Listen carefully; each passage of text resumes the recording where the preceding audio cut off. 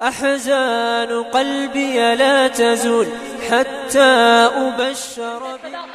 جس سے ابو بکر صدیق بن گئے، میرے نبی کے اندر عدالت تھی جس سے عمر فاروق عادل بن گئے، میرے نبی کے اندر سخاوت تھی جس سے عثمان غنی سخی بن گئے، میرا نبی بہادر تھا جس سے علی شیر خدا بن گئے۔ میں اس سے آگے بڑھ کر کہنا چاہوں گا کہ میرے نبی کے اندر، میرے پیغمبر کے اندر رب کائنات نے ہر وہ کمال رکھ دیا تھا جو آدم علیہ السلام سے لے کر عیسیٰ علیہ السلام تک تمام انبیاء میں فردن پایا جاتا تھا۔ میرے نبی کے اندر آدم کا خلق تھا، نوح کی تبلیغ تھی، ابراہیم کا عمل توحید تھا، اسماعیل کا ایثار تھا، موسیٰ کا جلال تھا، ہارون کا جمال تھا، یوسف کا حسن تھا، یحییٰ کی پاک دامنی تھی۔ رب کائنات نے میرے نبی میں ہر وہ کمال رکھ دیا تھا۔ میں کہتا ہوں جسے حضرت محمد صلی اللہ علیہ وسلم سے محبت نہیں، اسے پاک دامنی سے محبت نہیں، اسے صداقت سے محبت نہیں، اسے شرافت سے محبت نہیں، اسے عجز و انکساری سے محبت نہیں، اور جسے اخلاقیات سے محبت نہیں اسے انسانیت سے محبت نہیں، اور جسے انسانیت سے محبت نہیں وہ انسان نہیں وحشی درندہ ہے۔ بلکہ میں تو سمجھتا ہوں ایسے دل والے انسان میں دل نہیں پتھر کا ٹکڑا ہے، اور جس انسان کے دل میں الفت رسول کی لگن نہیں،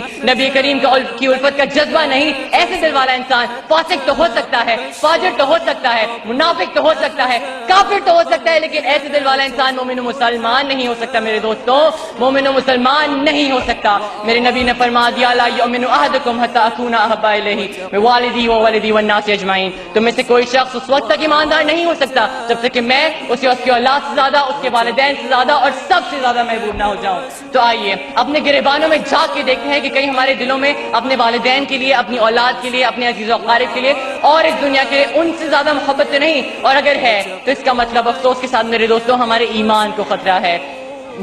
اور میرے پروردگار نے بھی فرما دیا اور جو رسول تمہیں دے اسے لے لو اور جسے منع کرے اسے چھوڑ دو۔ آخر میں صرف ایک بات کہنا چاہوں گا کہ تمام بیرونی طاقتوں کو ہم سے ٹکرانے سے پہلے یہ بات کبھی فراموش نہیں کرنی چاہیے کہ ہم مسلمان ہیں، ہماری رگوں میں خون کے بجائے محبت رسول گردش کرتا ہے، ہم دین محمد کے وفادار سپاہی، مر جائیں گے ایمان کا سودا۔